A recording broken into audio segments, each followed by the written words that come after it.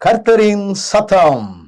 கர்த்தருடைய நாமம் உயர்த்தப்படுவதாக. கிறிஸ்துவுக்குள் அன்பானவர்களே, இந்த நாளிலும் கர்த்தரின் சத்தம் ஒன்றை நாம் கேட்போம். ஆமோஸ் தீர்க்கதரிசியின் புஸ்தகம் 8வது அதிகாரம் 11வது வசனம் இப்படி சொல்லுகிறது: இதோ நான் தேசத்தின் மேல் பஞ்சத்தை அனுப்பும் நாட்கள் வரும். ஆகார குறைவினால் உண்டாகிய பஞ்சம் அல்ல, ஜலக்குறைவினால் உண்டாகிய தாகமும் அல்ல. கர்த்தருடைய வசனம் கேட்க கிடையாத பஞ்சத்தை அனுப்புவேன் என்று கர்த்தராகிய ஆண்டவர் சொல்லுகிறார். நமக்கு புரியும்படி இந்த வசனம் சொல்லுகிறது, ஒரு பெரிய பஞ்சம் வரப்போகிறது. அது என்ன பஞ்சம் அப்படின்னு பார்த்தீங்கன்னா, சாப்பாட்டுக்கு வழி இல்லாமல் கஷ்டப்படக்கூடிய பஞ்சம் அல்ல, அரிசி கிடைக்காம கோதுமை கிடைக்காம வரக்கூடிய பஞ்சம் அல்ல.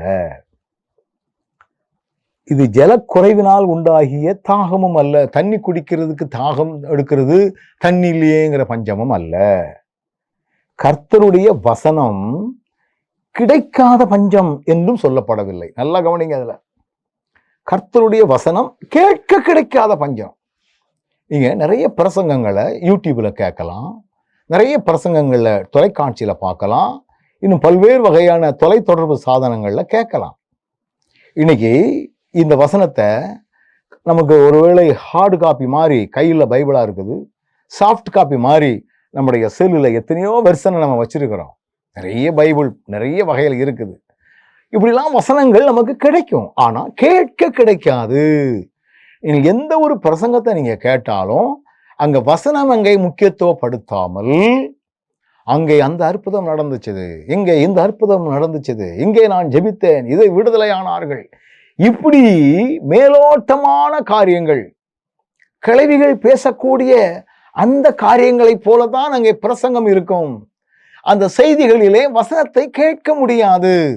வெறும் அற்புதம், வெறும் ப்ராஃபசி, வெறும் தேவையில்லாத வேத வசனங்களுக்கு ஒத்து வராத அநேக காரியங்களை நீங்கள் மணிக்கூறாக கேட்கின்றவர்களாக. அன்னைக்கு ஒருத்தர் பேசிக்கிட்டு இருந்தாரு, இங்க இவ்வளோ திரளான ஜனங்கள் இருக்கிறீங்க, எல்லாருக்கும் ஒரு ஆசை, அன்னையன் தலையில கை வச்சிட மாட்டாங்களா உன்கிற எதிர்பார்ப்பு. வசனம் இல்ல, வசனம் கிடைக்காத பஞ்சம். கவனத்தோடு இருப்போம். அதனால ஆண்டவரே, நாங்கள் உம்முடைய வேத வசனத்துல நாங்கள் பற்றுறுதி உள்ளவர்களாய் வாழ எங்களுக்கு கிருபை தாரும்.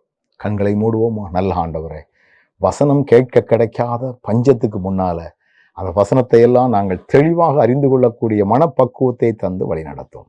இயேசுவின் நாமத்தில் ஜெபிக்கிறோம் நல்ல பிதாவே.